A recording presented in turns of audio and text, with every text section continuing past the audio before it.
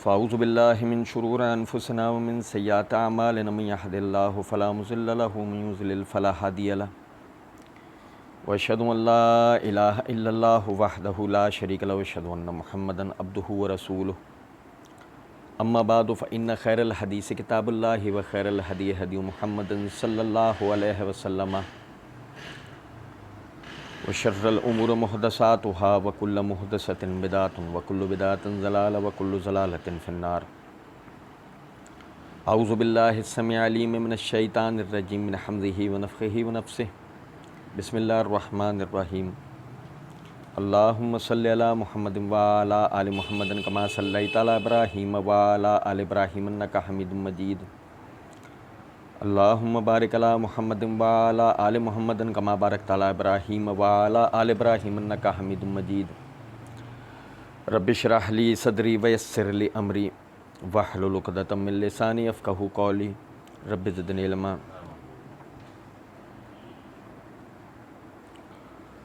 فإن آمنتم فاذکروا اللہ کما علمکم۔ اللہ رب العزت کے فضل و کرم سے نماز کے ترجمے اور اس کے معنی کے حوالے سے ہم پڑھ رہے تھے، جس کا مقصد یہ تھا کہ جو اللہ رب العزت نے سورہ بقرہ کے اندر فرمایا یا ایھا الذین آمنوا لا تقربوا الصلاۃ وانتم سکریٰ حتی تعلموا ما تقولون، اے ایمان والوں تم حالت سکر میں نماز کے قریب بھی نہ جاؤ یہاں تک کہ تمہیں یہ پتہ ہو کہ تم کیا کہہ رہے ہو۔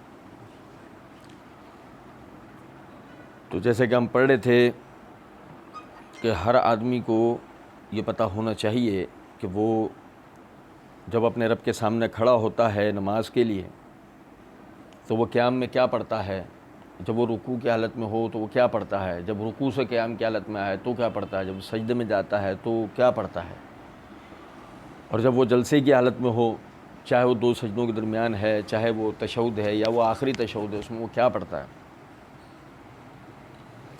تو اس سب کے حوالے سے ہم پڑھ رہے تھے۔ پچھلی مرتبہ ہم نے سجدے تک پڑھا تھا اور میں نے عرض کیا تھا ابو داؤد کی جلد نمبر 1 کے اندر کتاب الصلاۃ میں امام ابو داؤد نے باب قائم کیا ہے باب الدعاء بین السجدتین، اور اس کے تحت حدیث نمبر 841 ہے کہ ابن عباس رضی اللہ تعالیٰ عنہ فرماتے ہیں کہ جب نبی صلی اللہ علیہ وسلم دونوں سجدوں کے درمیان بیٹھتے تھے تو آپ فرماتے ہیں اللہم اغفر لی ورحمنی وعافنی واہدنی ورزقنی، اور سندار قطنی کی روایت کے مطابق وجبرنی کا لفظ بھی ہے، یعنی کہ اللہم اغفر لی ورحمنی وجبرنی ورفانی واہدنی وعافنی ورزقنی۔ عرض کرنے کا مقصد یہ ہے آدمی جب جلسے کی حالت میں، آپ کبھی دیکھیں، میں پچھلے دنوں ایک معذرت چاہتے ہوئے یہ بات بطور مثال بتا رہا ہوں، میں پچھلے دنوں ایک پینٹنگ دیکھ رہا تھا، ایک تصویر، یہ تصویر روسی انقلاب یعنی جس کو سرخ انقلاب کہا جاتا ہے، ریڈ ڈان، اس ایام کی ایک واقعے پر ایک مصور نے تصویر کشی کی ہے۔ اس تصویر یہ تھی ایک آدمی کو پولیس نے گولیاں مار دی ہیں اور وہ آدمی اپنے گھٹنوں کے بل گر گیا ہے اس طرح، اب اس کا یعنی گولیاں لگنے کے بعد آہستہ آہستہ جسم سن ہو رہا ہے اور وہ مرنے والا ہے۔ اب وہ جو اس کی کیفیت ہے وہ یوں پڑا، وہ ہوگی کوئی ہوا ہوگا واقعہ اس کے ذہن میں، وہ رہ گیا، اس نے وہ منظر کشی کی ہے، وہ بیٹھا ہے، لوگ اس کے ارد گرد سے بھاگ رہے ہیں، جو افراتفری ہوئی ہوگی نا، لوگ اس کے ارد گرد سے بھاگ رہے ہیں، وہ ایسے بیٹھا ہے، دونوں ہاتھ ایسے زمین پر ہیں، زخمی حالت میں خون نکل رہا ہے اور وہ ایسے گھٹنوں کے بل پر وہ ایسے بیٹھا ہے۔ اس کے بعد کیا ہوا کیا نہیں پتہ، لیکن بہرحال جو وہ تصویر دیکھی تھی تو اس حوالے سے آپ کو میں بتاؤں کہ ایک تصویر دیکھنے سے اس شخص کی لاچارگی و بیچارگی نظر آ رہی تھی، وہ کچھ نہیں کر سکتا۔ آدمی جب جلسے کی حالت میں ہے نماز میں، آپ کبھی اسے غور سے دیکھیں، جب وہ قیام میں تھا ہم نے اس کی حکمت کو سمجھا تھا، جب وہ رکوع میں گیا ہم نے اس کی حکمت کو سمجھا، وہ رکوع سے اٹھا اللہ کے حضور اتنی دیر اس نے دعائیں کی، ہم نے اس حکمت کو سمجھا تھا۔ جب وہ دو سجدوں کے درمیان میں نے پچھلے درس میں یہ توجہ دلائی تھی کہ یہ ایسے نہیں ہے کہ اللہ اکبر اللہ اکبر، یہ ایسے نہیں ہے۔ نبی صلی اللہ علیہ وسلم کے لیے، جیسے کہ برا بن عازب رضی اللہ تعالیٰ عنہ سے بخاری کے اندر روایت موجود ہے کہ آپ صلی اللہ علیہ وسلم کا رکوع کے بعد کا قیام، سجدہ اور جلسہ ایک برابر ہوتے تھے۔ اور میں نے توجہ دلائی تھی کہ جیسے کہ نبی صلی اللہ علیہ وسلم نے صحیح بخاری کتاب الاذان میں اس باب کے تحت کہ باب و امر النبی صلی اللہ علیہ وسلم الذی لا یتم الرکوع بالاعادہ، اس کے تحت یہ حدیث نمبر ہے 756، آپ نے ایک شخص کو بار بار جو ہے وہ لوٹا دیا، ارجع فصلی فانک لم تصلی، جا نماز پڑھ، تو نے نماز نہیں پڑھی۔ پھر جب اس نے آپ کو سکھانے کے لیے کہا کہ اللہ کے رسول مجھے نہیں پتہ، آپ بتائیے، تو آپ نے جو اسے پوری نماز بتائی اس کے اندر یہ الفاظ ہیں وَإِذَا جَالِسًا، پھر جب تو جلسہ کرے تو ٹھہر جا، حَتَّى تَطْمَئِنَّ جَالِسًا، یہاں تک کہ تو اطمینان سے جلسہ کر لے۔ اس کا مطلب اس میں ٹھہرنا ہے۔ اب جب وہ ٹھہری ہوئی کیفیت ہے، آپ اسے دیکھیں کہ وہ بیٹھا ہے دو زانو ہو کر اللہ کے آگے، اور اس کی جو وہ کیفیت ہے کہ وہ اس نے اپنی لاچارگی کو اپنے رب کے سامنے پیش کر دیا کہ اب تو کھڑا بھی نہیں ہوں، بیٹھا ہوا ہوں، بیٹھ گیا ہوں، گھٹنے ٹیک دیے ہیں میں نے، اے اللہ آپ کی بادشاہت، آپ کی حکمت کے آگے میں نے اپنے گھٹنے ٹیک دیے ہیں۔ اور پھر اس وقت میں جو وہ کہتا ہے، جو شریعت نے سکھایا، جو ابن عباس رضی اللہ تعالیٰ عنہ فرماتے ہیں کہ نبی صلی اللہ علیہ وسلم دونوں سجدوں کے درمیان یہ دعا پڑھتے تھے، اللہم اغفر لی ورحمنی وعافنی وعہدنی ورزقنی، اللہم اغفر لی، اے میرے رب میری مغفرت کر دیجیے، اے میرے رب میری مغفرت کر دیجیے۔ جو اصل ہے انسان، کل بنی آدم خطاؤن، ہر آدم کا بیٹا خطا کرتا ہے نا حدیث۔ بہترین خطا کار وہ ہے جو اللہ سے توبہ کرے۔ اب یہی وجہ ہے کہ وہ اس کیفیت میں سب سے پہلے جس چیز کا سوال کر رہا ہے، اللہم اغفر لی، اے اللہ میری مغفرت کر دی۔ بات ساری یہ ہے کہ مغفرت اگر ہو گئی ایک مرتبہ، یہ آدمی کامیاب ہے۔ اللہم اغفر لی، میری مغفرت کر دیجئے، ورحمنی، مجھ پر رحم کیجئے، مجھ پر رحم کیجئے۔ اللہ کا رحم کرنا کیا ہے؟ میں عموماً بتایا کرتا ہوں، صحیح مسلم کے اندر جو حدیث ہے، نبی صلی اللہ علیہ وسلم نے ایک غزوے سے لوٹنے کے بعد ایک جگہ پڑاؤ کیا، اور وہاں پر سردی کی وجہ سے صحابہ کرام نے آگ جلا لی۔ ایک عورت ادھر سے ادھر بھاگتی پھر رہی تھی، تو نبی صلی اللہ علیہ وسلم اسے دیکھ رہے تھے کہ ادھر سے ادھر پریشانی کے عالم میں کچھ ڈھونڈ رہی ہے، وہ ادھر سے ادھر بھاگ رہی ہے۔ آپ نے صحابہ سے پوچھا اسے کیا ہوا ہے؟ اللہ کے رسول اس کا بچہ گم ہو گیا، اسے ڈھونڈتے پھر، وہ تھوڑی دیر میں اسے مل گیا۔ اب وہ اس کو لا کے اس کو سہلا رہی، پیار کر رہی، اس کو لپٹا رہی اپنے آپ سے۔ تو نبی صلی اللہ علیہ وسلم نے صحابہ کرام رضوان اللہ علیہ مجمعین کو مخاطب کر کے فرمایا، یہ عورت اس بچے کو اس آگ میں پھینک دے گی۔ بڑی حکمت ہے اس جملے میں، یہ عورت اس بچے کو اس آگ میں پھینک دے گی۔ کیا مطلب؟ یہ عورت کیوں؟ کیونکہ ابھی تھوڑی دیر پہلے اس کو دیکھا ہے ہم سب نے، ادھر سے ادھر اسی بچے کے لیے بھاگتی پھر رہی تھی، پریشان تھی، اسے اپنی بھوک کی، پیاس کی، کسی چیز کی پرواہ نہیں تھی، اسے اس چیز کی پرواہ نہیں تھی لوگ مجھے دیکھ رہے ہیں، میں اپنے بچے کے لیے پریشان ادھر سے ادھر بھاگ رہی ہوں۔ اور اس بچے کو، یعنی اس بچے سے مراد بچہ بھی یہی، کوئی دوسرا تیسرا چوتھا نہیں کہ چلو بات یہ آ جائے کہ بچے اپنے ہی ہوتے ہیں۔ کیا اس بچے کو اس آگ میں، یہ آگ میں اگر اس بچے کو ڈال دیا جائے نا، تو یہ آگ اس وقت تک جلے گی جب تک اس پہ گوشت پوشت ماسک خون، بچے میں یہ چیزیں موجود ہیں۔ جیسے ہی یہ چیزیں اس بچے میں سے ختم ہوں گی، یہ آگ بھی بجھ جائے گی۔ یہ عورت اس بچے کو اس آگ میں پھینک دے گی۔ صحابہ کرام رضوان اللہ علیہ مجمعین نے کہا اللہ کے رسول کیسے ممکن؟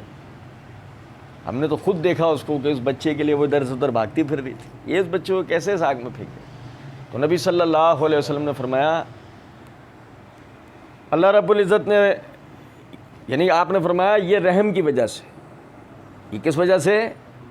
اس کے اندر جو اللہ نے رحم پیدا کیا، اور فرمایا کہ اللہ نے رحم کو 100 درجوں کے اندر پیدا کیا ہے، 99 اپنے پاس رکھے ہیں، 1 درجہ دنیا میں اتارا، جس کی وجہ سے تم مخلوقات کو ایک دوسرے سے محبت کرتے دیکھتے ہو۔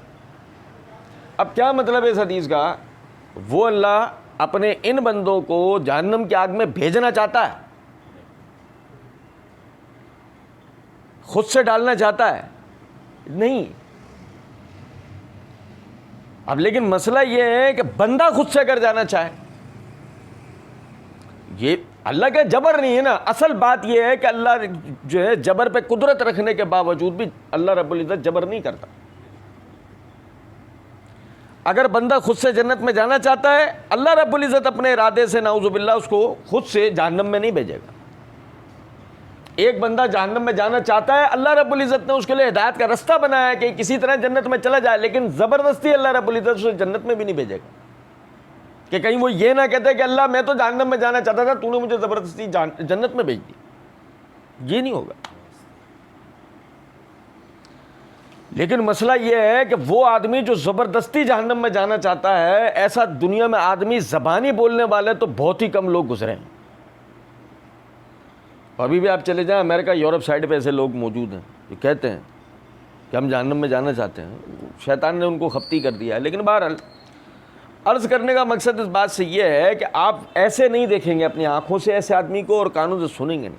سوال یہاں یہ پیدا ہوتا ہے کہ پھر اس قسم کے لوگوں سے ہی تو جہنم بھرے گی نا, یعنی یہ ان میں شامل ہوں گے جو جہنم میں جانا چاہتے تھے, جہنم انہی لوگوں سے بھرے گی نا. تو یہ کون لوگ ہیں؟ یہ وہ لوگ ہیں کہ جو زبانی یہ تو نہیں کہتے کہ ہم جہنم میں خود سے جانا چاہتے ہیں, لیکن خود سے یہ گناہ کرتے ہیں, شوق سے کرتے ہیں, ضرورت سے نہیں, مجبور کرنے سے نہیں, شوق سے کرتے ہیں, ارادتاً کرتے ہیں, آگے بڑھ کر کرتے ہیں. تو یہ جہنم میں جانا چاہتے ہیں. اللہ رب العزت نے ان کے لیے رستہ بنایا جنت کا, اور انہیں بار بار اس رستے کو سجھایا کہ تاکہ یہ جنت کی طرف راغب ہوں. اب لیکن مسئلہ تو یہ ہے نا کہ بندہ تو ان کے درمیان ہے, وَدَيْنَاهُ النَّجْدَيْنِ, ان دو رستوں کے درمیان ہے بندہ. اس لیے جب اس سے خطائیں یا کوتاہیاں سرزد ہوتی ہیں تو اس بندے کے لیے سکھایا گیا کہ وہ اپنے رب سے دعا کرے. تو وہ کیا کرے؟ اللہم اغفر لی ورحمنی, اے میرے رب میری مغفرت کر دیجئے, مجھ پر رحم کیجئے. یعنی کیا؟ اس ماں کی طرح کہ جو اس آگ کے اندر اپنے بچے کو نہیں ڈالنا چاہتی ہے, اللہ تو اپنے بندوں کو آگ کے اندر جہنم کی آگ میں نہیں ڈالنا چاہتا, رحم کر دے ہم پر اے اللہ رحم کر دیجئے. وَعَافِنِي, میں آپ کو بتاؤں, سمجھیں, میں نے سورہ یونس میں بتایا تھا. دیکھیں ایک سجدہ نہیں کہتا ابلیس, ایک سجدہ. نتیجہ کیا نکلا؟ ابلیس کی اب اس وقت تک کی زندگی کی جتنی عبادات تھیں یا جتنے بھی اس نے جو بھی کچھ اللہ کے لیے کوئی کرا ہوگا کام اس نے, وہ سب اس کے منہ پہ دے مارا گیا. اس کی ساری فضیلت چھین لی گئی اور اس کو ذلیل و رسوا کر کے یعنی نکال دیا گیا, اور قیامت تک کے لیے اس پر لعنت کر دی گئی, جیسے کہ قرآن پاک ہمیں بتاتا. اب سمجھنے کی بات یہ ہے کہ اگر ہم اپنا موازنہ کریں, اس نے ایک سجدہ چھوڑا تھا, ہم اگر اپنا موازنہ کریں تو ہم نے جان بوجھ کر کتنی نمازیں چھوڑی ہیں. اسی طریقے سے فرعون نے یعنی کہ ایک درجے میں ظلم کیا تھا, ایک درجے میں, اور وہ درجہ کیا تھا؟ اپنی حاکمیت کو برقرار رکھنے کے لیے لوگوں کو قتل عام کا شکار کرنا. ہمارے پاس کیفیت یہ ہے کہ قوم پرستی کے نام پہ, فرقہ واریت کے نام پہ, حمیت کے نام پہ یا کسی بھی چیز کے نام پر ہم یا تو قتل کرتے ہیں یا قتل میں سہولت کار بنتے ہیں. جیسے کہ چھوٹی سی مثال ہے نا, وہ سری لنکن فیکٹری مینیجر کو جو مار دیا گیا تھا, چھوٹی سی مثال ہے ہمارے سامنے. تو یہ ایک بہت بڑا ظلم تھا. کتنے لوگوں نے اس میں سے توبہ کی ہوگی, اور کس سے ہم نے سنا ہوگا اس بات کا کہ بھائی آپ سب کو توبہ کرنی چاہیے اس بات کے اوپر؟ کس کے مجھے سنا ہوگا؟ اسی طریقے سے یہ دیکھیں, قارون کو یہ کہا گیا تھا کہ جی یہ جو خزانہ اور جو مال اس نے جمع کیا, یہ کہا گیا تھا کہ یہ تیری محنت نہیں ہے, یہ اللہ کی دی ہوئی توفیق ہے, یہ اللہ کا مال ہے. اس نے اس کے اوپر کہا تھا یہ میری محنت. ایک فعل یعنی کہ اس مال کو جمع کرنے کا جو فعل ہے اس نے اپنی طرف منسوب کر لیا. ہم کتنی باتیں ایسی ہیں جو پورے دن میں کر جاتے ہیں, یہ میں نے کیا ہے, یہ میں ایسا نہیں کرتا تو ایسا ہو جاتا, ہم ایسی کتنی باتیں کر جاتے ہیں. اور ان سب کا باپ ان الشرک لظلم عظیم، شرک سب سے بڑا ظلم ہے نا. کتنے ہی معاملات عقائد کے ایسے ہیں کہ جن میں ہم تساہل غفلت برتتے ہوئے اللہ کی شان میں گستاخی کر جاتے ہیں. کتنے ہی معاملات ایسے. اللہ نے جھوٹ بولنے سے منع کیا، ہم جھوٹ بول دیتے ہیں. اللہ نے فحش گوئی سے منع کیا ہے، گالیاں دینا ہے، یہ وہ ہم یہ کر جاتے ہیں. مطلب آپ اندازہ کریں، ایک سجدے کا حکم ابلیس کو دیا تھا، اس نے نہیں کیا، نتیجے میں اس کے ساتھ یہ سب کچھ ہوا.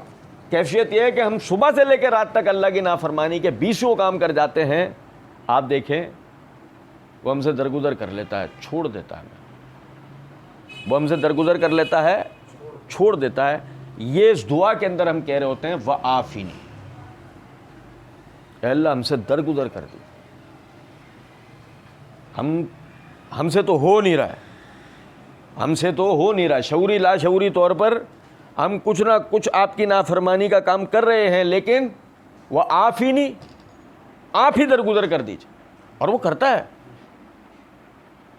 ورنہ بھائی اس بات پر ہے نا، کیا الفاظ ہیں حدیث میں. سنن ترمذی کے اندر حدیث ہے کہ اگر اس دنیا کی مثال اللہ کے نزدیک ایک مچھر کے پر کے برابر بھی ہوتی تو اپنے جھٹلانے والوں کو تو ایک بوند پانی پینے کے لیے نہیں دیتا.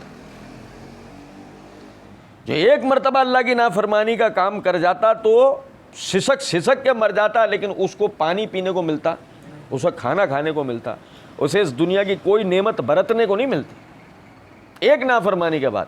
اور یہاں ہزاروں نافرمانی ہم اللہ کی کر جاتے ہیں، وہ ہم سے درگزر کر جاتا ہے، ہمیں موقع دیتا ہے، ہمیں معاف کر دیتا ہے. یہی ہے کہ ہم اس دعا میں کہتے ہیں وَعَافِنِی، اے اللہ ہم سے درگزر کر دی. وَاهْدِنِی، او اهدنا الصراط المستقیم، جو شروع میں ہم کیا ہے وَاهْدِنِی، اے اللہ مجھے ہدایت دے دیجئے. ہدایت سمجھے، ہم میں سے ہر وہ بھائی جو پہلے کسی سنت سے واقف نہیں تھا، کسی سنت پہ عمل کرنے کی توفیق پاتا تھا، مگر علم نہ ہونے کی وجہ سے اس پہ عمل نہیں کرتا تھا. ایک زمانہ اس پہ عمل نہیں کیا، بعد میں وہ سنت، وہ دین کی بات، وہ حکمت کی بات سامنے آئی، عمل کیا، اس کا دنیاوی اور روحانی فائدہ پایا، اور اب اپنے ماضی کو یاد کرتا ہے، اور اپنے ماضی کو یاد کر کے سوچتا ہے یار کہاں اتنے عرصہ ہم نے جو نا ایک غفلت میں اور بے وقوفی میں لوگوں کے کہنے میں آ کے اپنے فرقے کے اوپر چل کے اور اپنے باپ دادوں پہ چل کے ہم نے دین کی اس بات کو چھوڑے رکھا. لیکن ابھی جو آپ نے اختیار کیا وہ کس وجہ سے اختیار کیا ہے؟ آپ کی میری محنت تھی. وَاهْدِنِی، اے اللہ مجھے ہدایت دیجئے. یہ ہدایت کس نے دی تھی آپ کو؟ اللہ رب العزت. آپ کا میرا کمال تھوڑی تھا. اگر آج آپ کسی دین کی بات پہ عمل کر کے دنیاوی یا روحانی یا اخروی کوئی فائدہ حاصل کر رہے ہیں تو اس میں آپ کا کوئی کمال نہیں تھا، یہ اللہ رب العزت کی دی ہوئی توفیق تھی. اور جب یہ اللہ رب العزت کی دی ہوئی توفیق تھی تو یہی وجہ وَاهْدِنِی، اے اللہ مجھے ہدایت دیجیے. یعنی کیا مطلب؟ اب بھی 20 باتوں کا نہیں پتہ، اب بھی کتنی ہی باتیں ایسی ہیں دین کی کہ جس کا مجھے نہیں پتہ، میں اس کے بالکل الٹ چل رہا ہوں اور نقصان اٹھا رہا ہوں. اگر دنیاوی نظر نہ بھی آ رہا ہو تو آخرت کا تو میرا منتظر کھڑا ہے، آخرت کا نقصان تو میرا منتظر کھڑا ہے، سوائے اس کے کہ اللہ مجھے ہدایت دے دے. وَاهْدِنِی وَارْزُقْنِی. یہ نماز عام طور پہ کس لیے پڑھتا ہے؟ رزق میں فراوانی ہو جائے، بیماری میں شفا مل جائے. اے بھائی بہت کم ہمارے ہاں بھائی ایسے ہوتے ہیں کہ جو اس لیے پڑھتے ہیں اللہ نے ہم پہ فرض کیے، پڑھنی ہے، بغیر کسی غرض و مطلب کے پڑھنی. بہت کم ہوتے ہیں سب. زیادہ تر تو بھائی یہ نہیں کہ نماز پڑھیں گے برکت ملے. بھائی ایسا نہیں ہے کہ ایسا جو مطلب نماز پڑھنے سے برکت ملے گی، بالکل حق ہے. نماز رزق میں فراخی کرے گا، بالکل حق ہے. نماز کی جتنی ہم شمار نہیں کر سکتے نماز کی برکات و ثمرات. آدمی نے جو سوچی نہیں ہوں گی وہ بھی ہیں، آدمی نے جو پڑھی نہیں ہوں گی وہ بھی ہیں، آدمی نے جو سنی نہیں ہوں گی وہ بھی ہیں. سارا مسئلہ یہ ہے کہ ہم کسی نہ کسی غرض و مطلب کے اوپر جو ہے اس کو پڑھ، چھوٹی میں چھوٹی بات، اولاد، فرض نماز بعد دعا کروں اللہ میرے اولاد ہو جائے. اب وہ پتہ ہے میں پہلے بھی بتایا تھا، 12ویں پارے کی پہلی آیت میں بھی میں نے سمجھائی تھی یہ بات. عربی زبان میں کھانے پینے کو رزق نہیں کہا جاتا. ہاں عرف میں، عربی کے عرف میں رزق کا اس پہ اطلاق کر دیا جاتا ہے. کھانے کو عربی میں یعنی کہ طعام کہتے ہیں اور پینے کو مشروب کہتے ہیں. نہیں سمجھے؟ کھانے کو طعام اور پینے کو مشروب کہتے ہیں. رزق جو ہے وہ احتیاجات کے مجموعے کو کہا جاتا ہے. ہر وہ چیز جو زندگی گزارنے کی احتیاجات میں سے ہے اس پہ رزق لفظ کا اطلاق ہوتا ہے. اور اولاد کس لیے آدمی مانگتا ہے؟ اولاد بھی تو اپنے سہارے کے لیے ہی مانگتا ہے نا، وہ بھی تو اس کی احتیاجات میں سے اگر بظاہر دیکھا جائے تو جب وہ کہتا ہے ورزقنی، دیکھو سمجھنا ذرا بات، سورہ لہب میں نہیں آتا ما اغنى عنہ مالہ وما کسب، نہ ابو لہب کا مال اس کے کام آ سکا اور نہ اس کا کسب. کسب سے مراد کوشش ہے. اب وہاں کسب میں دو باتیں تھیں. پہلی ابو لہب نے کوششیں جو کی وہی لوگوں کو جا کے بہکانا، اس کی یعنی اس کا اور اس کی بیوی کا، اور لوگوں کی ذہن سازی کرنا نبی صلی اللہ علیہ وسلم کے خلاف. لیکن جو سورہ لہب کا شان نزول ہے اس کو اگر سامنے رکھا جائے تو اس سے پتہ لگتا ہے کہ نہیں، اشارہ اس طرف نہیں ہے. میں نے سورہ لہب میں بتایا تھا کہ صرف یہ بات نہیں ہے. یہی وجہ ہے کہ مفسرین ما اغنى عنہ مالہ میں مال ترجمہ کر کے کسب کا معنی کرتے ہیں اولاد. وجہ کہ ابو لہب نے اپنے لڑکوں کو بدر کے اندر صحابہ کرام رضوان اللہ علیہ مجمعین سے لڑنے بھیجا تھا. اپنا مال لگا کے ہتھیار خرید کے دیے. یعنی بدر میں جو لوگ لڑنے کے لیے آئے اپنا مال لگا کے انہیں ہتھیار خرید کے دیے اور اپنے بیٹوں کو لڑنے کے لیے بھیجا تھا مسلمانوں سے. تو اللہ ایک مارا گیا، دوسرا مسلمان ہوا. اللہ رب العزت نے توجہ دلائی اس کی طرف، ما اغنى عنہ، اس کے کام نہ آ سکا، نہ اس کا مال. اب یہاں کسب بمعنی، ویسے کسب عربی میں رزق کی کوشش کو کہا جاتا، لیکن یہاں اللہ رب العزت نے اسی کو اولاد کے معنی میں لیا، جس کا مطلب یہ ہوا کہ رزق احتیاجات کے مجموعے کو کہا جاتا ہے. ہر وہ چیز جو انسانی احتیاجات میں سے ہے اس پر رزق کا اطلاق ہوتا ہے. تو جب جس نیت سے بھی بندہ کھڑا ہوا وہ نماز پڑھنے، وہ نماز میں چاہ کر بھی وہ جملے ادا نہیں کر سکتا. کر سکتا ہے کہیں اے اللہ مجھے اولاد دے دے، نماز میں کہیں کہے گا؟ ثنا پڑھنے کے بعد، سورت پڑھنے کے بعد، رکوع میں، سجدے میں کہہ سکتا ہے اے اللہ میرے رزق میں فراگی کر دے؟ کہے گا؟ لیکن یہ بتائے گی یہ جگہ سے دو سجدوں کے درمیان وہ بول رہا ہے ورزقنی، اے اللہ مجھے رزق دے دیجیے. امیر سے امیر تر کہہ رہا ہے، غریب سے غریب تر کہہ رہا ہے. امیر کو جس کی ضرورت ہے، یعنی رزق میں جس چیز اللہ اس کو وہ عطا کرے گا، اور غریب کو جس چیز کی ضرورت ہے اللہ اس کو. یہ ابتدا ہوتی ہے مغفرت سے، رحمت سے، یعنی کہ عافیت سے، ہدایت سے، اور مکمل ہوتی ہے بات کس پہ؟ رزق پہ. ان چار چیزوں کے بعد جو رزق ملے گا نا وہ برکتوں والا ہے. مغفرت کے بعد، رحمت کے بعد، عافیت کے بعد، ہدایت کے بعد جو رزق ملے گا نا وہ برکت والا ہے، ورنہ اس رزق کا بھی کوئی فائدہ نہیں. یہ سمجھ رہے بات کو نہیں؟ اب بندہ دوبارہ سجدے میں گیا، ہم نے جیسے کہ پڑھا تھا، پھر اس نے اللہ اکبر کہا، کھڑا ہو گیا. ہم نے اس کی پوری تفصیل پڑھی تھی.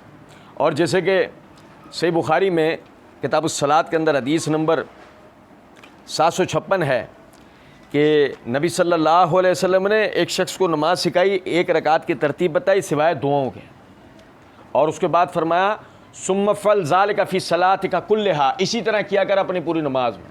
اس سے پتہ لگا جہاں تکبیرات بتائی گئی وہاں تکبیرات کہنی ہے، جہاں پر ثنا بتا دی گئی ثنا، جہاں سورہ فاتحہ اور سورت بتا دی گئی وہاں وہ پڑھنی ہے. یہی سب سلسلہ چلتا ہوا یہاں تک کہ تشہد میں آپ آ گئے تشہد. اب آپ نے اللہ اکبر کہہ کے جلسے کی حالت میں بیٹھے، جو کہ اسی طرح ہے جو دو سجدوں کے درمیان ہے. فرق کیا ہے کہ اب آپ پڑھیں گے کیا؟ التحیات للہ، التحیات للہ. نہیں سمجھے؟ التحیات للہ والصلوات والطیبات. سمجھے ذرا بات. یہ وہ آدمی بیٹھا ہے مثال کے طور پہ بہت بڑا بادشاہ. میں نے پچھلی دفعہ مثال دی تھی سلیمان علیہ السلام. سلیمان علیہ السلام بیٹھے ہیں اللہ کے حضور تشہد التحیات للہ والصلوات ہوتے، مطلب قولی تعریف سلیمان علیہ السلام کی ہوتی ہے، مال ان کی خدمت میں پیش کیا جاتا ہے، اپنی جان کو ان کے ساتھ لگایا جاتا ہے اللہ کے راستے میں جہاد کے لیے. جہاں وہ کہیں گے وہاں کے لیے نکلیں گے، جہاں وہ بولیں گے بیٹھ جاؤ بیٹھ جائیں، جہاں وہ بولے کھڑے ہو جاؤ کھڑے ہو جائیں. ایسے کون؟ انسان، جنات. کتنے طاقتور آدمی. لوگ اس کے سامنے بیٹھتے ہیں، لوگ اس کے، ان کو بتائیں درس ہو، لوگ ان کے سامنے بیٹھتے ہیں. نہیں سمجھے بات کو؟ اچھا اب دیکھیں غور طلب نکتہ ہے. وہ کہہ رہے ہیں التحیات للہ والصلوات والطیبات. نماز میں بیٹھے ہیں دو زانو ہاتھ. وہی میں نے بھی بتایا نا جلسے کی کیفیت کیا ہے، بندے کو کیا بیچارگی اور لاچارگی اللہ کے سامنے وہ واضح کرتے. وہ سلیمان علیہ السلام جیسے وہ بیٹھے التحیات للہ والصلوات والطیبات. اے اللہ میری قولی مالی بدنی عبادت ہے آپ کے لیے. اے اللہ میری قولی مالی بدنی عبادتیں آپ کے لیے. امیر سے امیر تر، طاقتور سے طاقتور آدمی، دنیا تعریف کر رہی ہے، وہ کس کے آگے بیٹھا ہے؟ میری قولی عبادت ہے اے اللہ آپ کے لیے. قولی عبادت میں کیا ہے؟ قولی عبادت میں کیا ہے؟ حمد و ثنا، اللہ کی تسبیح تکبیر و تحمید، اللہ کے لیے قرآن پڑھنا، اس کی توحید کا اقرار کرنا، زبانی طور پر اللہ رب العزت کی تعریفات کو بیان کرنا. یہ کیا ہے؟ قولی بات ہے. درود پڑھنا، استغفار پڑھنا، ہر وہ چیز جس کے پڑھنے کا اللہ رب العزت نے حکم دیا یہ بھی قولی عبادت میں ہے. لیکن اصلاً وہ قولی عبادت ہے جس کے قولی عبادت ہونے میں بہرا بھی اختلاف نہیں کر سکتا. مسلمان ہونا شرط، پہلے بھی میں نے بتایا مسلمان ہونا شرط. التحیات للہ والصلوات والطیبات. اے اللہ میری قولی مالی بدنی بات ہے. بدنی عبادت نماز پڑھ رہے ہیں نا، پوری نماز، روزہ، جہاد، یہ بدنی بات ہے. یہ کس کے لیے ہے؟ اے اللہ آپ کے لیے. کیا پوری دنیا کو سب سے پہلے تو اپنے رب کے سامنے کہہ رہا ہے نا کہ میری قولی بات ہے آپ کے لیے ہے. غیر اللہ کے لیے کبھی ایسا کوئی لفظ جو آپ کے لیے استعمال ہوتا بولوں گا؟ التحیات جیسے الحمدللہ، یہ بالکل وہ بات ہے. التحیات للہ، اگر حمد اللہ کے لیے ہے تو ہر قسم کی تعریف کس کے لیے؟ وہ بھی اللہ کے لیے. جو اللہ کے لیے ہے وہ غیر اللہ کے لیے نہیں ہوگی. غوث اعظم اللہ ہے، سب سے بڑا فریادوں کا سننے والا وہ ہے. اب یہ غیر اللہ کے لیے جب ہی بول سکتا ہے جب اسے یہ نہیں پتا کہ اس نے الحمدللہ میں بولا کیا تھا اور التحیات للہ میں اس نے کیا بولا تھا. وہ جب بھی کہہ سکتا ہے غیر اللہ کے لیے. اب زیر زبر پیش کی نوبت تو اپنی جگہ ہے. جو بھی جس طرح بھی اپنے عقیدے کے دفاع کے لیے وہ بول سکتا ہے وہ اپنی جگہ کی بحث ہے. فی الحال تو بات صرف اتنی سی ہے کہ جب اس نے الحمدللہ کہا، یہ جب التحیات للہ کہا تو اس کو مطلب پتا، جبھی تو وہ یہ کر رہا ہے. وہ مخلوق کو غوث اعظم کہہ رہا ہے، وہ مخلوق کو غریب نواز کہہ رہا ہے، وہ مخلوق کو مشکل کشا کہہ رہا ہے، جبکہ وہ نماز کے اندر کہہ رہا ہے التحیات للہ میری قول عبادت ہے اللہ آپ کے لیے ہے. جو چیز آپ کے لیے، جو بات، جو تعریف، جو کچھ آپ کے لیے کرتا ہوں کبھی غیر کے لیے بولوں گا. آپ دیکھیں صحیح مسلم میں کیا حدیث ہے. نبی صلی اللہ علیہ وسلم نے فرمایا تم میں سے کوئی بندہ، کوئی غلام اپنے مالک کو ربی نہ کہے، ربی میرا رب نہ کہے. بھائی سنیں ذرا بات. مالک کی غلامی والے تصور میں مالک کی ذمہ داری یہ ہوتی ہے کہ وہ اپنے غلام کے لیے کھانا پینا، کپڑا لتا، رہائش، علاج اور ہر وہ سہولت کے جس کے ذریعے سے غلام اس کو بہتر سے بہترین سروسز دے سکتا ہو، خدمات دے سکتا ہو، تو مالک کی ذمہ داری ہوتی ہے اسے دینا. یہ ایک اچھے مالک کی پہچان ہے، یہ ایک اچھے مالک کی پہچان. اب اس دور کے اندر چونکہ یہ کھلانا پلانا، کپڑا لتا، رہائش وغیرہ کرنا لغوی اعتبار سے یہ کون کرتا ہے؟ یہ کرنے والا کون کہلاتا ہے؟ رب. پرورش کرنے والا. مختصر کر دیں اگر ان ساری چیزوں کو ایک جگہ لے آئیں, کھلانے والا, پلانے والا, پہنانے والا, رہائش دینا, اس ایک جملے کے اندر سمیٹے نا اگر اس کو, تو وہ کیا لفظ ہے؟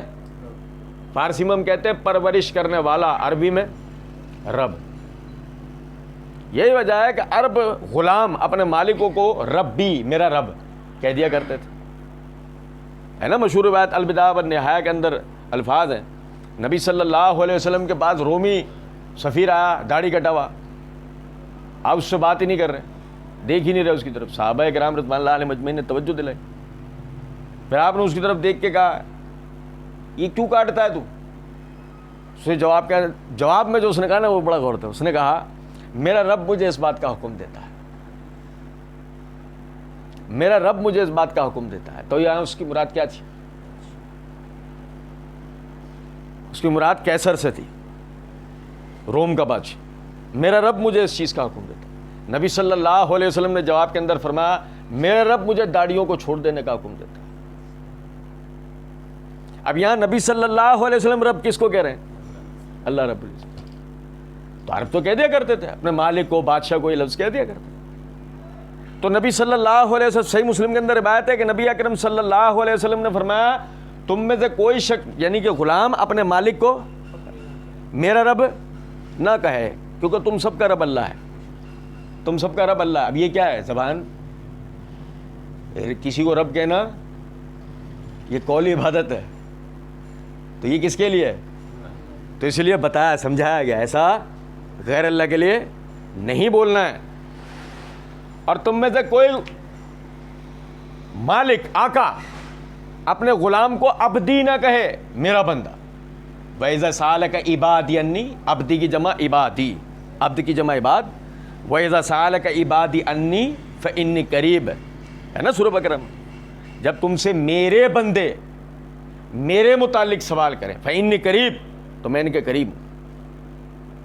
اب آپ غور کریں کہ یہاں پر اللہ رب العزت نے عبادی میرے بندے, جمع کا لفظ, عبد کی جمع عباد, عبادی میرے بندے. تو اس لیے حدیث میں کیا الفاظ ہیں, تم میں سے کوئی بھی مالک آقا اپنے غلام کو عبدی میرا بندہ نہ کہے, کیونکہ تم سب اللہ کے بندے ہو, تم سب. اور اسی کے بعد اگلی حدیث میں الفاظ ہیں کہ تم میں سے کوئی بھی اپنے آقا کو مولا نہ کہے, کیونکہ تم سب کا مولا اللہ رب العزت. سمجھ رہے ہیں بات کو یا نہیں؟ تو غور طلب نقطہ ہے التحیات للہ, اے اللہ میری قولی. اور یہاں میں آپ کو ایک نقطہ بتاؤں, مسئلہ یہ ہے ہمارے پاس جنگلیوں کے دو قسم کے ٹولے ہیں. ایک جنگلیوں کا ٹولہ وہ ہے کہ جس کو کچھ پتہ نہیں ہے, ایک تو جنگلی وہ والے ہیں.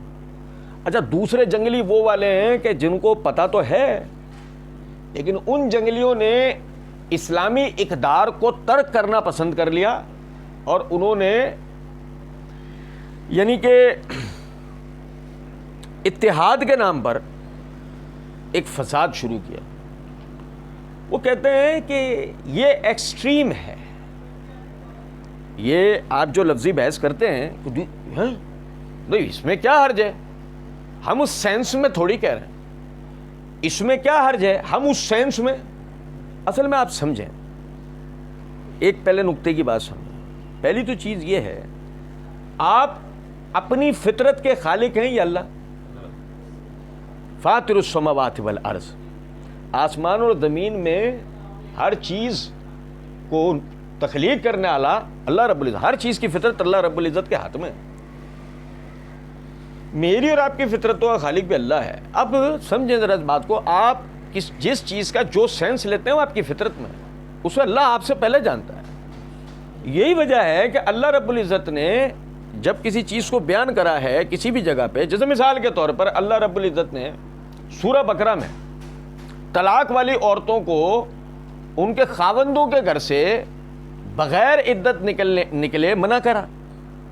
تو جہاں یہ منع کرا تو وہیں ساتھ کہا ہے, یعنی کہ 5-6 احکامات بیان کرنے کے بعد کہا ہے تلک حدود اللہ ومن یتعدی حدود اللہ فاولئک هم الظالمون. یہ اللہ کی حدیں ہیں. تو جس نے اللہ کی حدوں کو پھلانگنے کی کوشش کی بس وہی لوگ ظالموں میں سے ہیں. اب کیا مطلب ہے بھئی, اگر مثال ہے کہ اس کا گھر ہے اگر وہ طلاق ہو گیا, وہ عدت گزارنے اگر اپنے ماں باپ کے گھر چلی جاتی ہے, بظاہر اس میں حرج کیا ہے؟ شوہر مر گیا, ایسا نہیں ہے کہ کسمہ پروسی کی زندگی اس کے گھر والے گزار رہے ہیں, اس کے گھر والے اس کو اپنے پاس رکھنا چاہ رہے ہیں اور اس کی کفالت کر لیں گے, تو کیا ہے کہ اس کو اس کے اپنے گھر والوں کیا چھوڑ دیا جائے؟ اب دیکھو ہمارا تو سینس کیا ہے, ہمارا تو سینس یہ ہے کہ نہ وہ اپنے سسرالیوں پہ بوجھ بنے, نہ اس کی زندگی میں اکیلی گزرے, وہ اپنے گھر والوں کے پاس آ جائے جن سے بنسبت اپنے سسرالیوں کے عام طور پر لڑکی زیادہ مانوس ہوتی ہے, عورت زیادہ مانوس ہوتی ہے. تو ہمارا تو سینس کہتا ہے بھائی ٹھیک ہے وہاں بھائی, لیکن اللہ رب العزت نے منع. میں نے سورہ طلاق میں اس کی ساری حکمتیں بتائی تھی اللہ کے فضل و کرم, ساری مراد جو طالب علم کی حیثیت سے میں جانتا ہوں. غور طلب نقطہ ہے کہ اللہ رب العزت نے سیدھے سے کہہ دیا تلک حدود اللہ, یہ اللہ کی حد ہے. وَمَن يَتَعَدَّ حُدُودَ اللَّهِ فَأُولَٰئِكَ هُمُ الظَّالِمُونَ, جو اللہ کی حدوں کو پھلانگنے کی کوشش کرے گا وہی. اب بظاہر میں فرض کر لیں کہ اس آیت کو پڑھنے سے ایک دن پہلے تک بھی, یا اس آیت کو پڑھنے کے 10 سال بعد بھی جا کر مجھے نہیں پتہ لگ پایا کہ فلاں مسئلے کی حکمت اور فلاں مسئلے کو جو یہ نہ کہو یا یہ نہ کرو جو بولا گیا ہے تو اس کے پیچھے وجہ کیا ہے, یا میرے سینس کو ملحوظ رکھا گیا یا نہیں, میرے سینس کا لحاظ رکھا گیا یا نہیں. آپ کی تو فطرت کا خالق اللہ ہے, آپ کے سینس کا وہ لحاظ نہیں کرے گا تو دنیا میں کون کرے گا, ایک بات ہے. لیکن اگر اس نے کہہ دیا کہ یہ نہیں کرنا ہے تو اس کا مطلب یہ فطرت ہے, یہ ہے سینسیبلٹی, وہ نہیں ہے کہ جو آپ سمجھ رہے ہیں. دیکھیں غور طلب نقطہ, التحیات للہ, میری قولی عبادت ہے. اب کسی بھی سینس میں صحیح میں نہیں کہوں گا میرا بندہ, کسی بھی سینس میں صحیح میں نہیں کہوں گا میرا رب. میرا رب اللہ ہے, میں اس کے لیے لفظ استعمال کروں گا, اور ہم اس کے بندے ہیں, ہم اپنے لیے بندگی کا لفظ استعمال کریں گے. آئی سمجھ میں بات ہے نہیں؟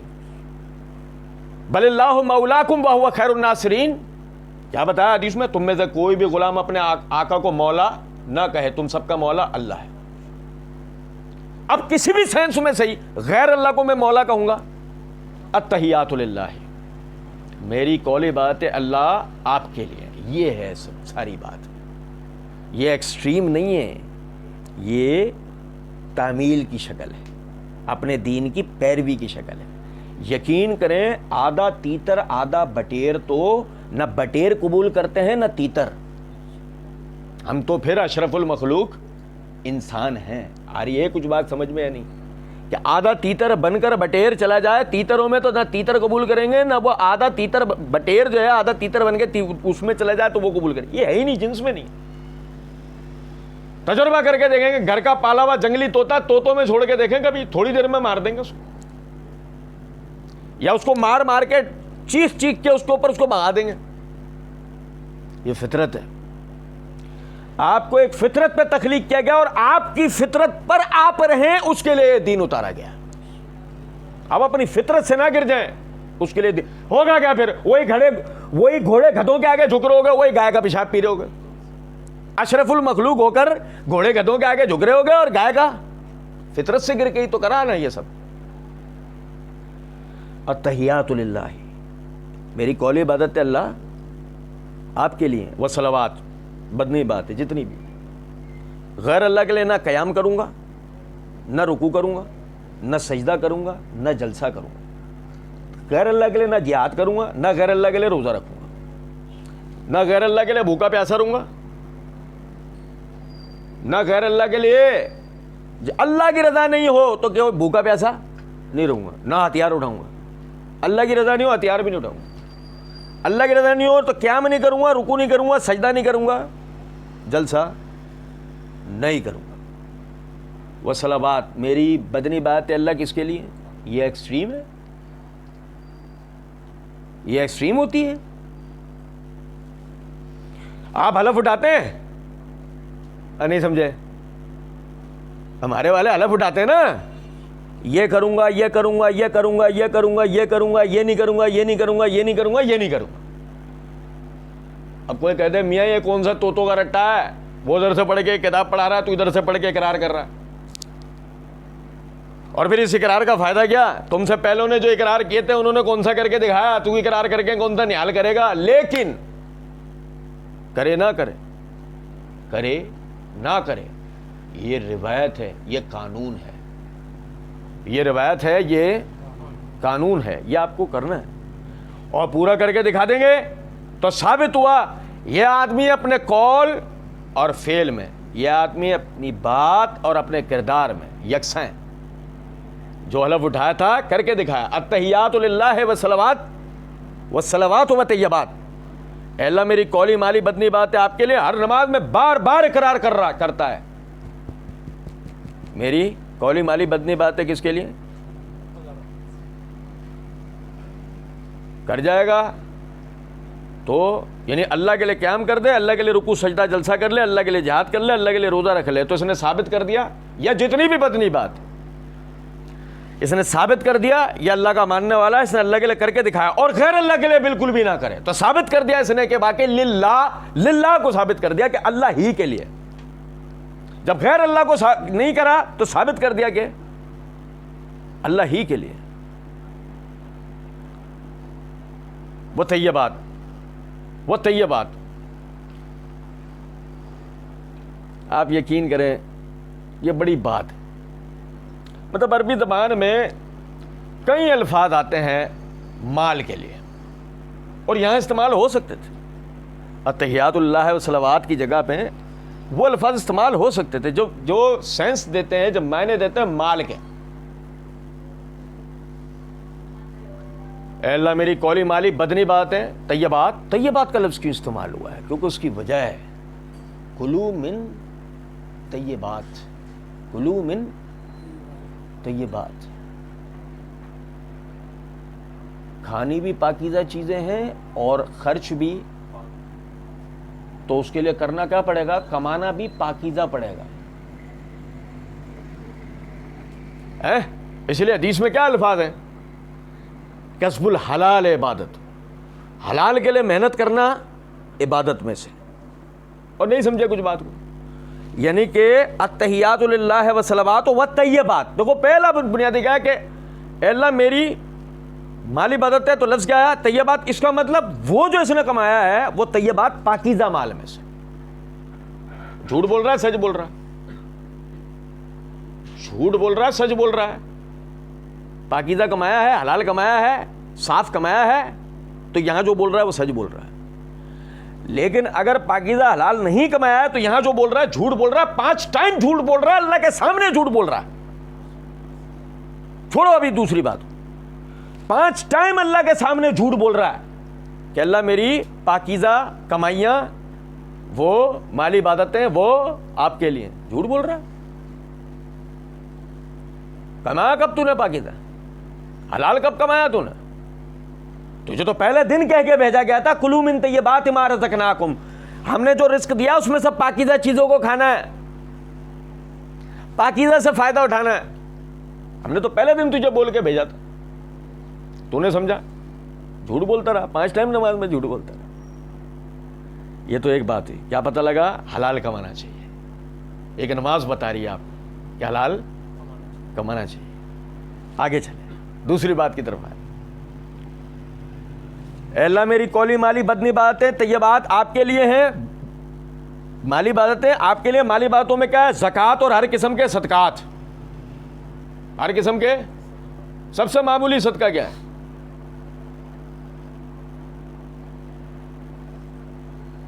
آپ حیران رہ جائیں گے، صدقات کی اقسام میں سب سے معمولی صدقہ کیا ہے؟ حق مہر۔ کیا ہے؟ کیا ہے بھائی؟ حق مہر۔ آپ سمجھے ذرا اس بات، ذہن میں خیال آتا ہے ہم یہ بات کر کیوں رہے، یہ والی بات، یہ حق مہر کا ذکر کیوں نکالا ہے؟ میں آپ کو بتاؤں، سوچے ذرا اس بات کو، جب آپ کے درمیان میں بحثیں یہ چل رہی ہوں یا باتیں یہ چل رہی ہوں معاف کروا لیں گے، تو اس مال کو آپ نے اپنا حق سمجھا ہے یا اللہ کا؟ یہ آپ اللہ کی رضا کے لیے دیں گے کہ اس نے کہا ہے تو دیں گے، یا آپ اپنی مرضی سے دیں گے؟ کیا ہے یہ؟ نہیں، اگر یہ معاف کرانے والی بحثیں چل رہی ہیں، دماغ میں یہ باتیں چل رہی ہیں، بڑے بڈھوں میں یہ چل رہا ہے سلسلہ، تو یہ دلیل ہے اس بات کی آپ اب تک یہ نہیں سمجھ پائے ہیں یہ اللہ کا حق ہے جو اللہ نے آپ کو کہا ہے کہ آپ نے اس عورت کو دینا ہے۔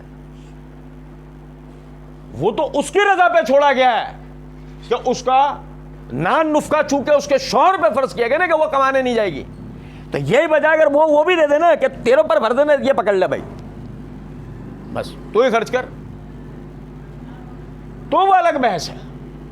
لیکن جو جس نیت میں تم بیٹھے ہو یہ ثابت کرتا ہے تم سمجھے نہیں کہ یہ حق مہر تم اللہ کی رضا سے دے رہے ہو، تم تو سمجھ رہے ہو تمہارے باپ کی رضا سے دے رہے ہو تم، کہ جو ولیوں نے طے کیا تھا، سمجھے یا نہیں؟ اب سوچے ذرا اس بات کو کہ جب اتنی چھوٹی جگہ پر آ کے آپ غفلت کا شکار ہیں تو بڑی جگہ پہ جا کے آپ کس فساد میں ہوں گے۔ آپ دیکھیں، غور طلب نکتہ ہے، اللہ کے نام پر پیسہ نکال کر جہاں غیر اللہ کی عبادت ہو رہی ہے اس عمارت کو تعمیر کیا جا رہا ہے، یا اس کی تزئین و آرائش کی جا رہی ہے، یا اس میں کسی قسم کا زیب و زینت کیا جا رہا ہے، یا وہاں کسی قسم کا لنگر کیا جا رہا ہے، آپ اندازہ کریں کہ اس کو نکال تو رہا ہے اللہ کے نام پر اور لگا کر رہا ہے۔ او یار اللہ کے بندو سمجھو ذرا اس بات، یہ ایک ایک روپیہ جو اللہ نے ہمیں دیا ہے، کل قیامت کے دن اللہ رب العزت اس ایک ایک روپے کے بارے میں ہم سے سوال کرے گا، کیونکہ اس نے پہلے دن کہا ہے ذالک الکتاب لا ریب فیہ ھدی للمتقین الذین یؤمنون بالغیب ویقیمون الصلاۃ ومما رزقناہم ینفقون۔ پہلے دن کہا ہے اس نے کہ اس کتاب ہدایت والی کتاب، اس کتاب قرآن میں کوئی شک نہیں ہے، اس میں ہدایت ہے پرہیزگاروں کے لیے، اللہ سے ڈرنے والوں کے لیے، وہ جو غیب پہ ایمان رکھتے ہیں، وہ جو نمازوں کو قائم کرتے ہیں، اور جو رزق ہم نے انہیں دیا ہے وہ اس میں سے خرچ کرتے ہیں۔ تو اس کا مطلب جو رزق ہمارے پاس آ رہا ہے اس میں بعض، یعنی ہماری ضروریات کے بعد جو بچا، اس بعض کا ہم سے سوال ہے اللہ کیا، حتیٰ کہ پہلی ابتدا میں مسئلہ سمجھانے کے لیے آیت ہی کیا اتری تھی، یسألونک ماذا ینفقون، یہ آپ سے سوال کرتے ہیں کیسے خرچ کریں، قل العفو، آپ کہیے جو بچ جائے لگاؤ، جو بچ جائے اللہ کے راستے میں لگاؤ۔ پہلے سمجھانے کے لیے حکم یہ اترا ہے، کنتار نہیں بنانے، خزانوں کے ڈھیر نہیں بنانے، کیا کرنا ہے تمہاری ضرورت پوری ہو گئی آگے خرچ کرو۔ لیکن جب بات سمجھ میں آ گئی نا کہ مال ہمارا نہیں ہے، لہو ملک السماوات والارض وما بینہما، زمین اور آسمان اور جو کچھ ان کے درمیان ہے سب اللہ کی ملکیت، اس کی پراپرٹی ہے، جب یہ بات سمجھ میں آ گئی نا کہ مال اللہ کا ہے، تو پھر اللہ رب العزت نے یہ آیت اتاری، انما الصدقات للفقراء والمساکین، سورۃ توبہ آیت صدقات والی، پھر بتایا کہ کس طرح جو ہے نا مال کو خرچ کرنا ہے، کن پر خرچ کرنا ہے، کس طرح کرنا ہے، سب بتا دیا گیا ہے۔ اور ہمارا کیا ہے، اور ہمارا یہ ہے کہ وہ ہمارا وہ مسجد میں دیتے ہیں، مزار پہ لگے گا، 4.5 لاکھ کا بیل آئے گا، پھپھو کو دیتے ہیں، تمہارے حساب سے چلے گا، تمہارے باپ دادا جو کرتے رہے اس حساب سے روایت چلتی رہے گی، یہ دین نے جو بتایا اس طریقے سے ہوگا۔ اور کچھ بات آ رہی ہے سمجھ میں یا نہیں؟ ہم خرچ کریں گے اپنی کمیونٹی پہ، بھلے مشرک ہیں، بھلے کافر ہیں، بھلے اللہ کے حق کو دبانے والے ہیں، لیکن ہم خرچ کس پہ کریں گے؟ اے اللہ کے بندو ظالمو، پھر کہتے ہو کہ میرے ساتھ یوں ہو گیا، یہ ہو گیا، فلاں ہو گیا، یہ ہو گیا، میں تو خرچ بھی کرتا ہوں، میں تو یہ بھی کرتا ہوں، میں تو اللہ کے لیے یہ بھی کیا، اس کے بعد بھی میں مسئلہ سارا یہ ہے اللہ کی حدود کو کہاں سمجھا تم نے کہ یہ اللہ کی حدود تم نے پھلانگنے کی کوشش کی، تم نے دین کو اپنے طریقے سے گزارنے کی کوشش کی، یہ کیوں کیا تم نے؟ جبھی تو بات یہ ہے کہ صحابہ اتنا سا خرچ کر کے اتنا پا لیا کرتے تھے، ہم اتنا خرچ کر کے اتنا بھی نہیں پا رہے، جبھی تو یہ فرق ہے، کیونکہ جس طریقے سے اللہ نے بولا ہے وہ سمجھنا ضروری ہے، اور جس جگہ اللہ نے بولا ہے وہاں لگانا ضروری ہے۔ پہلے تو وہی بات ہے نا، اسے مت فراموش کرنا ہے، اسے نہیں فراموش کر دیجیے گا. وَالطَّیِّبَاتُ، وہ مالی عبادتیں صرف مالی نہیں ہے، وہ مالی حلال عبادتیں ہیں. ارے بھائی جان، کفار سمجھتے تھے اس بات کو. آپ اندازہ کریں کعبۃ اللہ کی توسیع کا جب معاملہ ہوا، مرزا انجینئر کے ابو کہنے لگے، ابو جہل، وہ کہنے لگے تم میں سے کوئی شخص بھی اپنا حرام مال جو ہے اللہ کے گھر پہ نہیں لگائے گا. بھائی کیا پتہ لگا، ابرار مین پوری والے نے مسجد بنائی ہے. سمجھے ہیں یا نہیں؟ اس وقت بھی پتا تھا کہ کسی بھی دین کے کام پر حرام پیسہ لگے گا نہیں لگے گا. اور بھائی یہی چیز تو توجہ دلاتی ہے اس چیز کی طرف، کوئی بھی اپنا بلیک منی دین کے نام پہ وائٹ نہ کر لے. آ رہی ہے کچھ سمجھ میں؟ یہی تو بات ہے نا ساری، کہ اس دین کے لیے بھی کرو گے تو حلال سے کرو گے، حرام سے نہیں کرو گے. اور کرو گے کس کی رضا کے لیے؟ اللہ کے لیے. غیر اللہ کے لیے نہیں کرو گے. التحیات للہ والصلوات والطیبات، اے اللہ میری قولی مالی بدنی عبادتیں کس کے لیے ہیں؟ آپ کے لیے. یہ ایک مومن کا کام. السلام علیکم ایھا النبی ورحمۃ اللہ وبرکاتہ.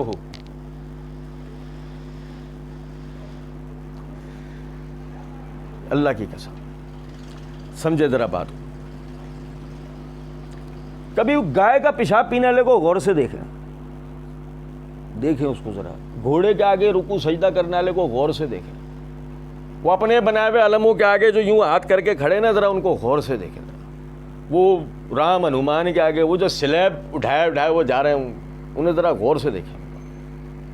وہ نوزائیدہ بچے کو ڈبکی لگانے والوں کو غور سے دیکھیں. وہ دیکھیں کہ آکسفورڈ سے پڑی ہوئی مزار پہ جھاڑو کھا رہی ہے. ذرا وہ منظر غور سے دیکھیں.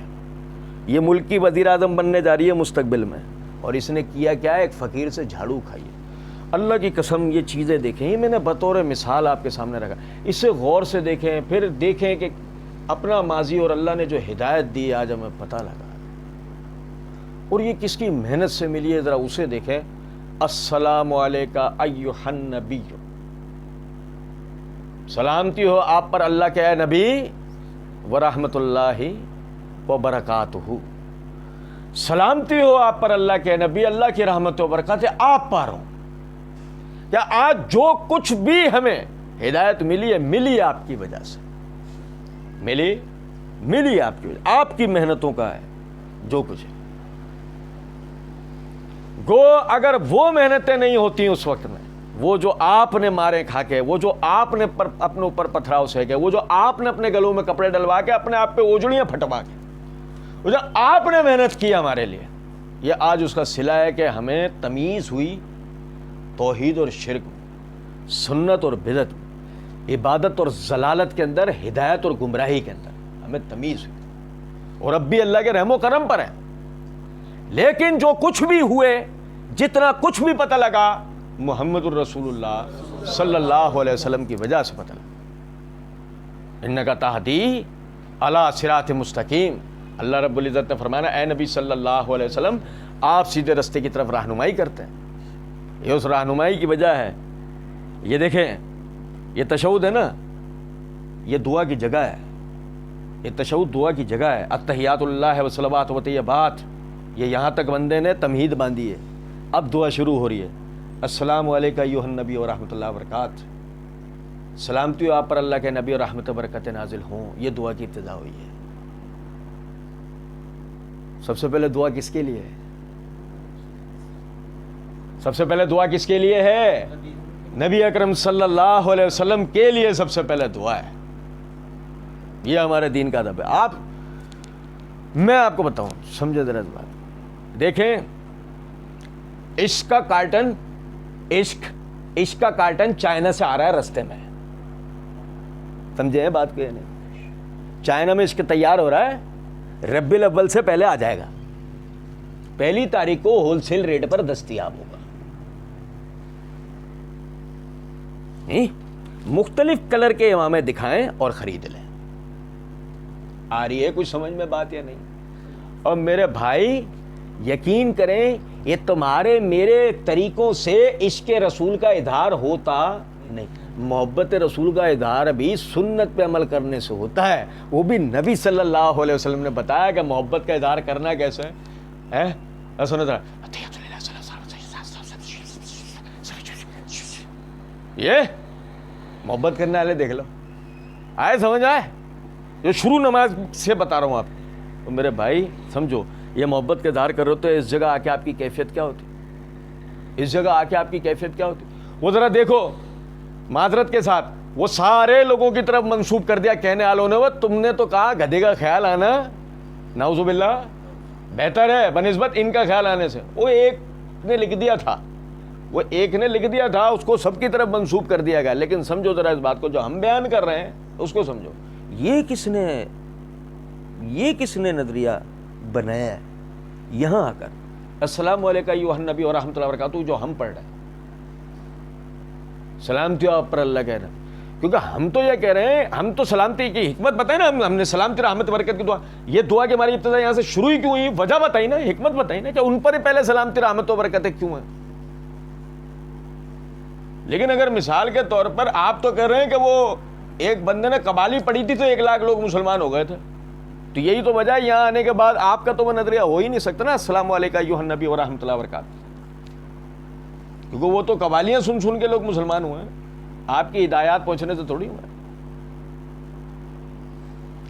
ایک دیہاتی آیا, اس نے آ کر کہا, یعنی کہ نماز شروع کی, اس نے نماز پڑھی, اس نے کہا اے اللہ مجھ پر سلامتیاں نازل کر, محمد صلی اللہ علیہ وسلم پر سلامتیاں نازل کر, مجھ پر رحمت نازل کر, محمد صلی اللہ علیہ وسلم پر رحمت نازل کر, ہمارے علاوہ کسی پہ نہ کر. نبی صلی اللہ علیہ وسلم مسکرائے اور آپ نے فرمایا اس نے اللہ کی رحمت کو تنگ کر دیا, اس نے اللہ کی رحمت جو کہ وسعت والی ہے اس کو تنگ کر دیا. اس کو چاہیے تھا کہ اللہ کی حمد و ثنا بیان کرتا, مجھ پہ درود پڑھتا, پھر جو اپنے لیے مانگتا اللہ رب العزت اس کو عطا کرتا. یہی وجہ ہے عائشہ صدیقہ رضی اللہ تعالیٰ عنہ فرماتی ہیں کہ نبی صلی اللہ علیہ وسلم جب 5 رکعت وتر پڑھتے, آپ کسی رکعت میں بھی تشہد نہ کرتے, 2 سجدے کر کے کھڑے جاتے. اس طرح کہ آپ آخری رکعت میں بیٹھتے, اللہ کی حمد و ثنا, یعنی تشہد کی طرف اشارہ تھا کہ اللہ کی حمد و ثنا کرتے, تشہد پڑھتے, اور پھر یعنی کہ نبوت پہ اپنے اوپر درود پڑھتے. کیا پتہ لگا تشہد کے بعد کیا پڑھنا ہے؟ عبداللہ ابن مسعود رضی اللہ تعالیٰ عنہ, ابو مالک اشجعی رضی اللہ تعالیٰ عنہ, وہ کہتے ہیں کہ ہم نبی صلی اللہ علیہ وسلم کے پاس آئے, ہم نے آ کے سوال کیا اللہ کے رسول ہم آپ پر سلام بھیجنے کا طریقہ جان چکے ہیں. قرآن میں اترا تھا, نبی صلی اللہ علیہ وسلم نے بتایا تھا, قرآن میں تو اتنا اترا تھا ان اللہ و ملائکۃ یصلون علی النبی یا ایھا الذین آمنوا صلوا علیہ وسلموا تسلیما. اس سے پہلے اس کے بعد کوئی سلامتی بھیجنے والی کوئی آیت موجود نہیں ہے.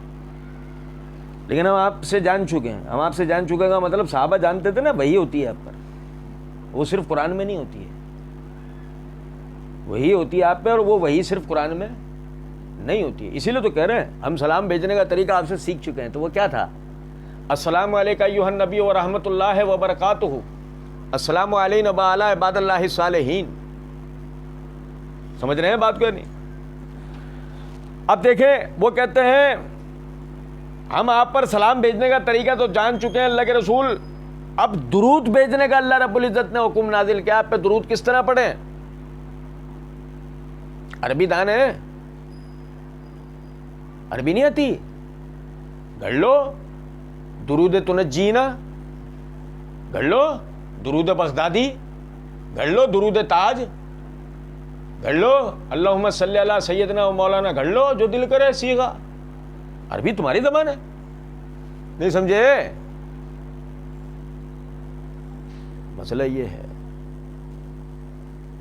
آپ پر پڑھنا ہے اللہ کی مرضی والا, پڑھنا آپ پر ہے. پڑھنا کون سا ہے؟ اللہ کی, جو اللہ نے نازل کیا ہے. اور اللہ نے کیا نازل کیا؟ اللہ, آپ نے فرمایا تم یوں کہا کرو اللہم صلی علی محمد وعلی آل محمد کما صلیت علی ابراہیم وعلی آل ابراہیم انک حمید مجید, اللہم بارک علی محمد وعلی آل محمد کما بارکت علی ابراہیم وعلی آل ابراہیم انک حمید مجید.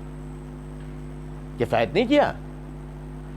سنن ترمذی میں حدیث ہے، طارق بن شہاب رضی اللہ تعالیٰ عنہ فرماتے ہیں ہم نے نبی صلی اللہ علیہ وسلم کے ساتھ نماز پڑھی، پھر میں نے کھڑے ہو کر 2 رکعت پڑھی. نماز مکمل ہونے کے بعد نبی صلی اللہ علیہ وسلم نے فرمایا تو نے جو ہمارے ساتھ نماز پڑھی وہ تجھے کافی نہیں ہوئی؟ کہا اللہ کے رسول فجر سے پہلے والی سنتیں نہیں پڑھ پایا تھا، وہ اب پڑھی ہیں. تو آپ صلی اللہ علیہ وسلم خاموش ہو. کیا پتہ لگا؟ جو سنت بتا دی گئی، جو طریقہ بتا دیا گیا، جو تو نے کرتے ہوئے دیکھ لیا، وہ تجھے کفایت نہیں کیا جو تو اپنا گھڑ کے لائے گا، اپنے طریقے سے کرے گا. بتا دیا درود کیا پڑھنا ہے، کافی نہیں رہا